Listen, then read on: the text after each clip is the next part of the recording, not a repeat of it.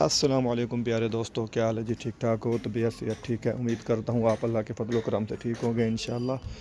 आज हम chamber होज़ी plaster करनी है, पानी वाली सीवरेज लाइन उस दिन बनाई थी ना हमने, ये होज़ी आज हमने प्लास्टर करनी है। तो चलिए वीडियो शुरू करते हैं, आप हमारे साथ जुड़े रहें वीडियो में।